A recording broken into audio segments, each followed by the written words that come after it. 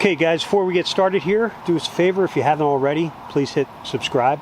Also hit the bell icon if you want to be notified anytime we upload anything that's saddle hunting related.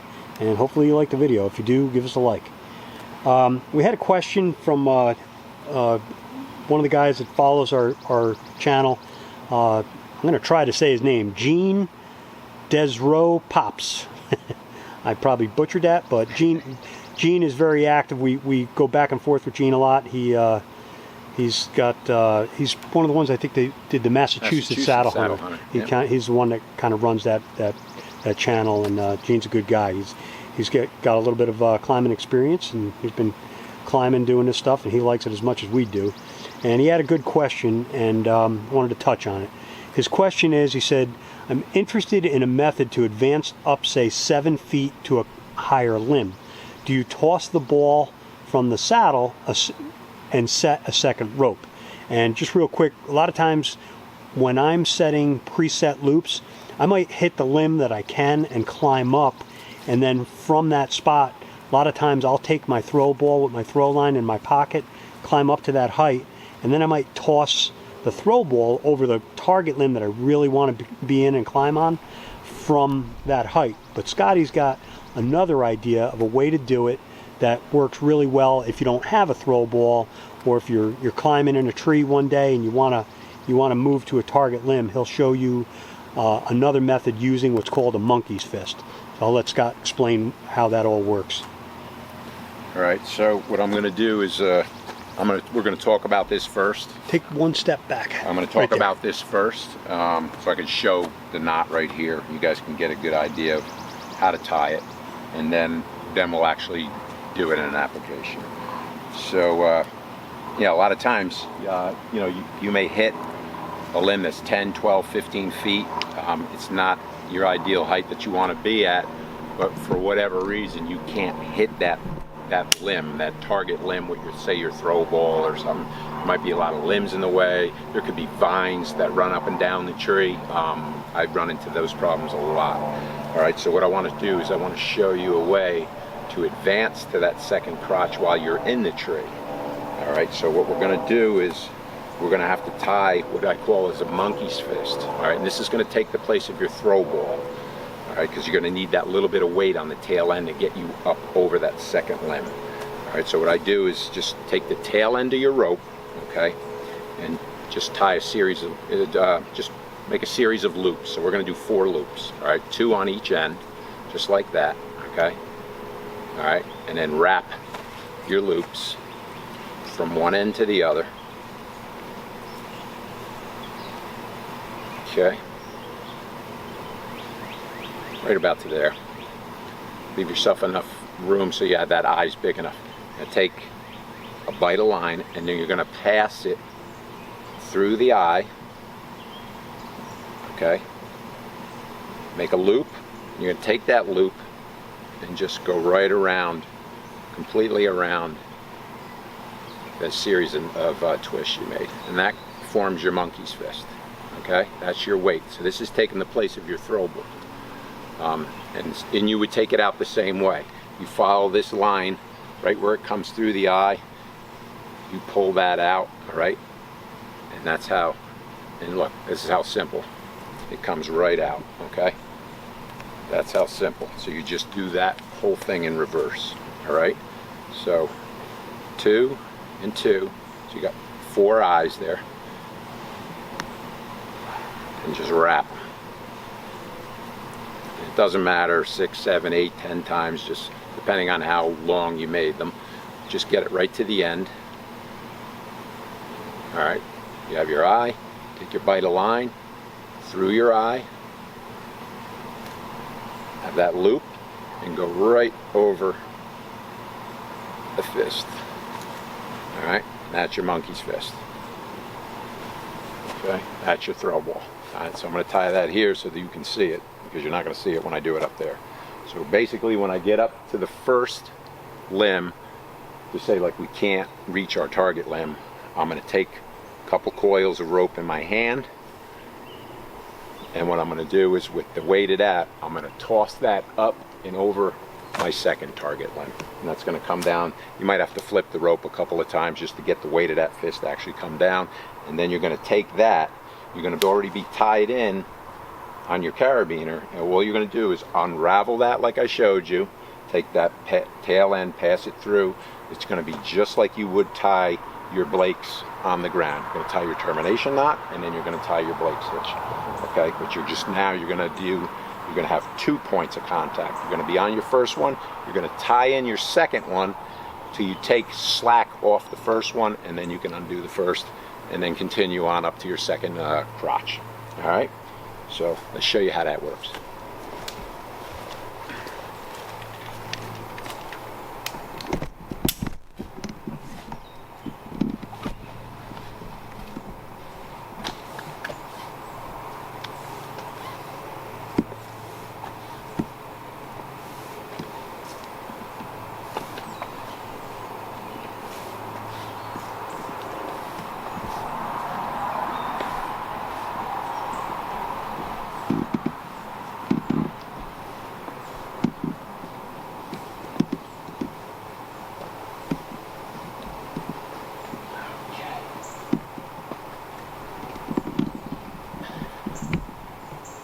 All right, so now we're at our first limb. For whatever reason, we couldn't throw that throw ball higher for our target limb. Pull that monkey's fist up, or you could tie it up here.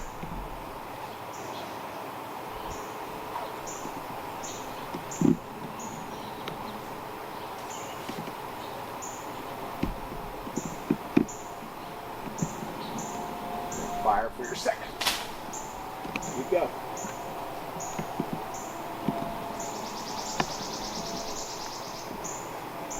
In another video I showed how to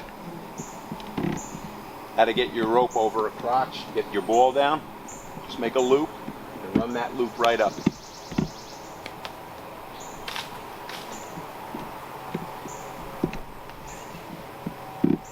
For rolling the rope.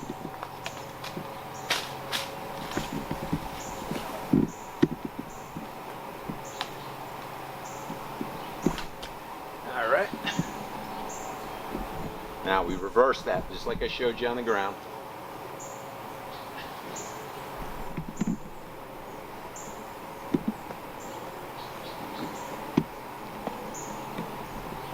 And keep in mind, we're tied in here. We have our first set, right? You want to tie your second one behind the first one. If this is where the gate opens on your carabiner, you want to be the opposite side of that. Okay, so that's going to be your new termination point, and when you get the slack off it, you're going to take your first one off. So if you tied it in front, I mean, here we can just untie it. You probably, if you had enough slack in it, you could slide it off. More than likely, we're just going to untie it. You would do that the same way when you're on the ground. Take your 5-6 feet of rope, make your termination.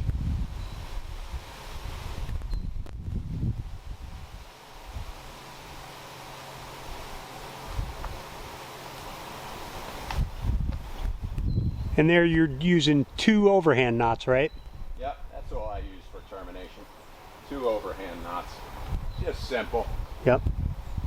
Now tie my Blakes. Just like you do when you're on the ground, when you... Right.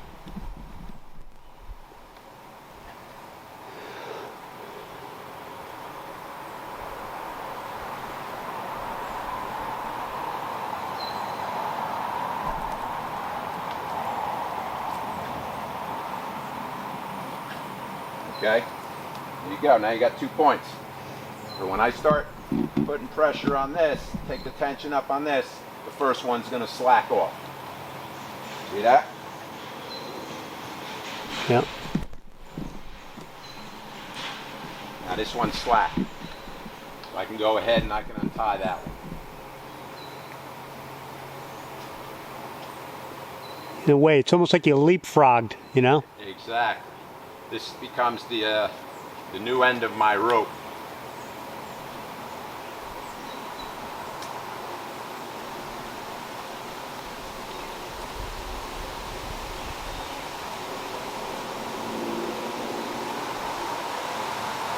Okay, first crotch, well done. That's your new tail end now. Now you just continue your way up to your second.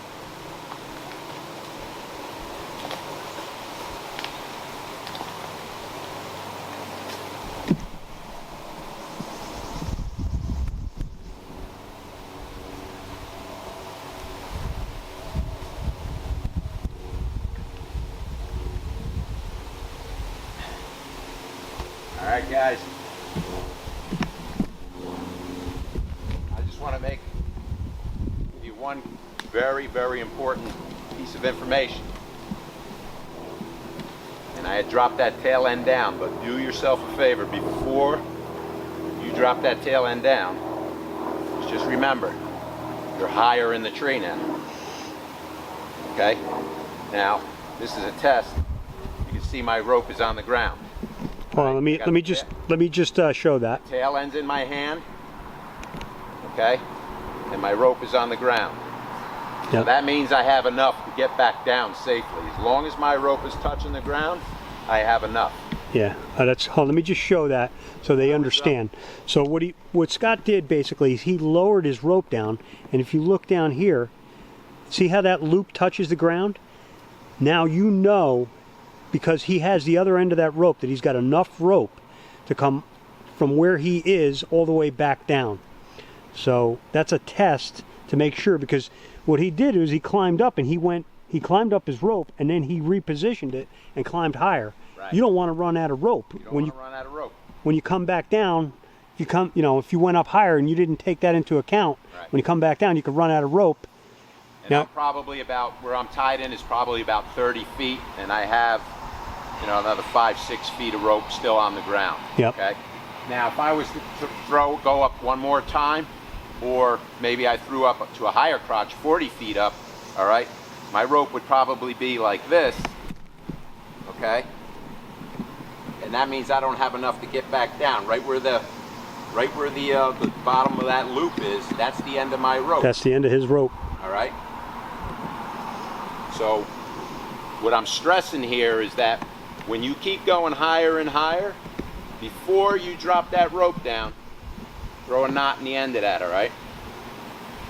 Because just in case, all right, say now you're up in this tree for 5-6 hours or whatever, and you're hunting all day long, you're tired, at the end of the day, you go to come down, if you forget how high you are, the tail end will slide through your blakes and you'll come down faster than you could blink. Yeah, you'll run out of rope. This knot, and that knot will save you. It's probably a good idea to always have that safety knot in there just in case. It's not a bad idea. Yep. I mean, it's one thing, like I said, if you got plenty of rope that's on the ground, and that's the true test. If you pull this tail end up to you, yep, and you're still touching the ground, you know you got enough. You're good, yeah. Okay? But if you don't, you better have that knot in there. Yeah. Because that knot can save, I mean, you may drop only 2 feet, 4 feet, 6 feet. It's still going to hurt. But that's it, exactly. Yep. Do yourself, jump up in the air and kick your feet out from under you. Come down flat on your back. Tell me if that feels good. Yeah. Because that's what it's going to feel like. Yeah. All right? So always remember that. And that'll, of course, go in your pack. But like I said, always have that tail end in. Because when you throw it out at night, you go down, you better make sure you have enough. Yep. All right. So that's it. That's how we get to our second crotch while we stay in the tree without having to get a throw ball out. Yep. If you can't, for whatever reason, if you can't reach this second crotch, there could be vines in the way, other limbs in the way from down below that you can't reach that target limb. But you can, once you're in the tree, it becomes accessible. That's the way to do it. Yep.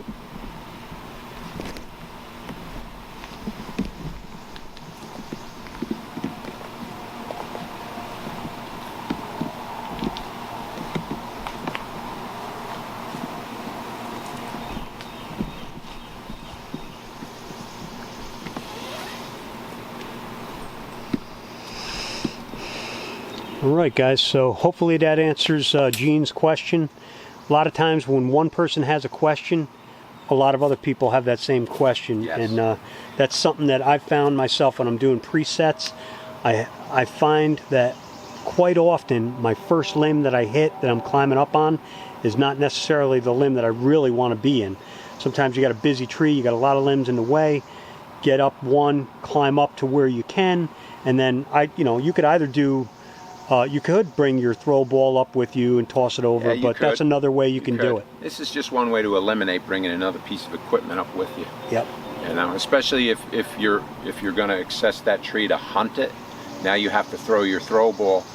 First of all, you got to have your cube, your line cube. Where are you going to put your line cube? Your line cube goes on the ground. Now you're up in the air. Right. So now if you drop your line cube down, throw the throw ball. Now that's just that much more work you have to do to get that all back together, stored up, and put in your pack. This is a way, kind of like a shortcut, if you will. Yep. Well, I've seen you just doing, when you do a lot of tree work, a lot of times, I don't know how many times I've seen you climb up in a tree just using a monkey's fist, you know what I mean? Oh, yeah. God, I mean, that application right there, in a week, I'd probably use that, 15, 20 times. Yeah. If not more, Yep. Sometimes I'd use that 10, 15 times during one day, Yeah. Yep. Yeah, when I had to access, 100-foot oaks, and I had to prune them out, and I couldn't use spikes on them, I'd throw a ball into the first limb, maybe 50, 60 feet, and then monkey's fist the next one, that's 10, 15, monkey's fist the next one after that, it's 10, 15, yeah, sure. Yeah. That's how you get your way all the way up into the top of the canopy. It's a great tip. Yep. Yeah. All right. All right, Gene. Yeah, hopefully. Hope that helps you guys out. Yep. Hopefully. Jam. Yep. Hopefully, Gene, that answers your question. I thought that was when Scott started talking about it, I was like, a little light bulb went off in my head. I hadn't thought of doing it the way he's doing it there too. And sometimes this guy's got 35 years experience, and the things that a lot of things escape me because I just they come second nature to you. Second nature to me. I've probably forgotten more than I'll ever remember at this rate. But yeah. Whatever I do remember, I'll bring it to you. Yeah. All right, guys. So if you have any other questions, post them in the comments section or on our Facebook channel, New York Saddle Hunter Forum. We'll try to do the best we can to answer the questions that we can. We got a bunch of other questions that we're going to try to get to and film, but just little by little we'll do what we can. So hopefully you guys bear with us, and we'll try to get to them as quickly as we can. Yep. Thanks, guys. We appreciate the support, man. Yep. Climb safe and best of luck, guys.